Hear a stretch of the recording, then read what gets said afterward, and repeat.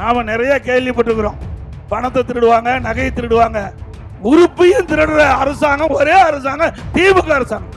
உறுப்பை திருடுவது குற்றம். ஒரு மனிதனுக்கு உறுப்பு முக்கியம். அதை கூட இந்த அரசுல விட்டு வைக்கல. ஆக தவறு நடந்த மருத்துவமனை மீது எவ்வளவு பெரிய ஆளா இருந்தாலும் சட்டத்தை முன் சமம். அதை இந்த அரசு உடனடியாக நடவடிக்கை எடுக்க வேண்டும். திமுக கட்சிக்காரர் நடத்துகின்ற மருத்துவமனைக்கு நீங்க சிகிச்சைக்கு போயிருந்தீங்களா? உங்களுடைய உடல் உறுப்பு உள்ள இருக்குதா இல்லையான்னு நீங்க ஒரு ஸ்கேன் பண்ணி பார்க்கறது நல்லது. நல்லதுக்காக சொல்றேன். நாமக்கல் மாவட்டம் பள்ளிப்பாளையத்தில் 2 நாளைக்கு வந்து பேப்பர்ல வந்திருக்குது. அந்த அம்மாவுக்கு கிட்னி கொடுப்பதாக தெரிவிச்சிருக்கிறாங்க. கூட்டிட்டு போயிருக்கிறாங்க. வறுமையின் காரணமா கிட்னிக்கு பதிலாக கல்லீரல் எடுத்துட்டாங்க. ரோல்ஸ் ராய் கார் வாங்க ஊர் மக்களின் கிட்னியை கலெக்டர் வேணும். இதுக்காக ஓட்டு போட்டு எம்எல்ஏ ஆக்குனீங்க. கிட்னியை புடுங்கிறதுக்காக ஓட்டு போட்டு எம்எல்ஏ ஆக்குனீங்க. எவ்வளவு நக்கலா பேசுறாங்க. ரோல்ஸ் ராய் கார் வாங்க வேண்டும் என்றால் ஊரில் உள்ள அனைவருடைய கிட்னியும் கழட்டினால் தான் வாங்க முடியும். நீ கார் வாங்குறதுக்கு மக்களுடைய கிட்னி தான் கிடைச்சதா? எந்த அளவுக்கு ஏளனமாக மக்களை பார்க்கிறார், எந்த அளவுக்கு கீழ்த்தரமாக பேசுகிறார். இவரெல்லாம் ஒரு சட்டமன்ற உறுப்பினரா என்று சொல்லுவதற்கு வெட்கக்கேடு. நீங்க இந்த தொழிலுடைய சட்டமன்ற உறுப்பினர் தானே? பத்திரிகையில் வந்த செய்தி, ஊடகத்தில் வந்த செய்தி, வலைதளத்தின் மூலமாக செய்தி, இங்க அட்டையில தூக்கி காட்டிட்டு இருக்கிறீங்க. நெருக்காதீங்க. ஆக இந்த சட்டப்பேரவை உறுப்பினர் அவரு ஒரு பெரிய பணக்காரர், அதுல எதுவும் மாற்று கருத்தும் கிடையாது. அவர் எப்படி ஜெயிச்சாருன்னு நாட்டு மக்களுக்கு தெரியும். அது வேற விஷயம். அவர் திமுக கட்சி சேர்ந்த சட்டமன்ற உறுப்பினர். அவர் மருத்துவமனையில் அந்த கிட்னி அறுவை சிகிச்சையில முறைகேடு நடந்ததாக, தம்பி தள்ளாதீங்கப்பா, தள்ளாதீங்க, அப்படியே இருக்கட்டும், தள்ளாது இருங்க. முறைகேடு இருந்ததாக அரசாங்கத்துக்கு புகார் போகுது. ஆளுங்கட்சி எம்எல்ஏ, ஆளுகின்ற கட்சி திமுக இங்கே புகார் போனதுன்னு அந்த புகாரை விசாரிக்க ஒரு மருத்துவ டீம், ஒரு ஐஏஎஸ் தலைமையில மருத்துவ குழு அமைக்கப்பட்டு அந்த மருத்துவமனையை ஆய்வு செய்யறாங்க. அந்த மருத்துவமனையில் ஆய்வு செய்கின்ற பொழுது அந்த அறுவை சிகிச்சையில, அதாவது கிட்னி அறுவை சிகிச்சை, கிட்னி மாற்று அறுவை சிகிச்சையில, உறுப்பு மாற்று அறுவை சிகிச்சையில தவறு நடந்தது கண்டுபிடிக்கப்பட்டது திமுக ஆட்சியில, திமுக அரசாங்கம். பிறகு தவறு நடந்தது என்று தெரிவிக்கப்பட்டவுடன் அந்த உறுப்பு மாற்று அறுவை சிகிச்சையுடைய அனுமதியை ரத்து பண்ணிட்டாங்க. அனுமதியை ரத்து பண்ணியாச்சு.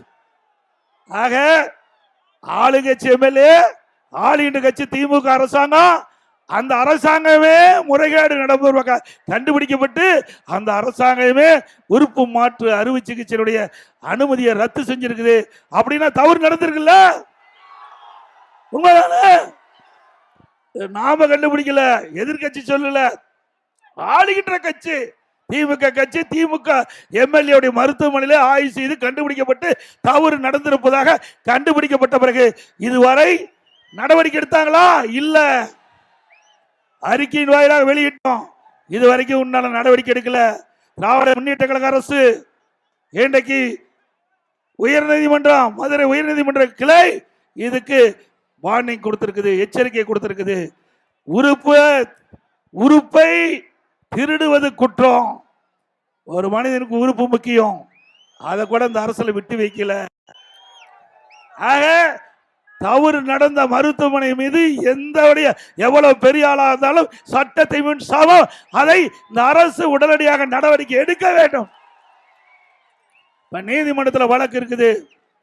இன்னைக்கு நாம நிறைய கேள்விப்பட்டிருக்கிறோம். பணத்தை திருடுவாங்க, நகையை திருடுவாங்க. உறுப்பையும் திருடுற அரசாங்கம் ஒரே அரசாங்கம் திமுக அரசாங்கம். இன்னொன்று, இந்த தொகுதியுடைய சட்டமன்ற உறுப்பினர், இந்த தொகுதிக்கு சம்பந்தப்பட்டவர், அவருடைய மருத்துவமனைக்கு வந்தா இலவசமா சிகிச்சை அளிப்பதா சொல்லியிருக்கிறாங்க. போனீங்க, பரவாயில்ல, சிகிச்சை பெற்றிருப்பீங்க. ஆனா இது நடந்ததோ இல்லையா எனக்கு தெரியாது. இருந்தாலும் யாரெல்லாம் திராவிட முன்னேற்ற கழக கட்சிக்காரர் நடத்துகிற மருத்துவமனைக்கு போய் சிகிச்சை பெற்றீங்களோ அவரெல்லாம் ஸ்கேன் பண்ணி பார்த்துங்க.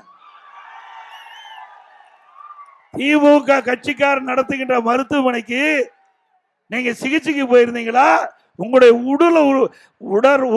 உடல் உறுப்பு உள்ள இருக்குதா இல்லையான்னு நீங்க ஒரு ஸ்கேன் பண்ணி பார்க்கறது நல்லது. நல்லதுக்காக சொல்றேன். ஏன்னா நாமக்கல் மாவட்டம் பள்ளிப்பாளையத்தில் இந்த 2 நாளைக்கு வந்து பேப்பர்ல வந்திருக்குது. அந்த அம்மாவுக்கு கிட்னி, அந்த அம்மா கிட்னி கொடுப்பதாக தெரிவிச்சிருக்கிறாங்க. கூட்டிட்டு போயிருக்கிறாங்க. வறுமையின் காரணமா கிட்னிக்கு பதிலாக கல்லீரல் எடுத்துட்டாங்க. கிட்னிக்கு பதிலாக கல்லீரல் எடுத்துட்டாங்க. இது எவ்வளவு கொடுமை! வறுமை என்பது ஒரு மனிதனுக்கு மிக கொடுமையானது.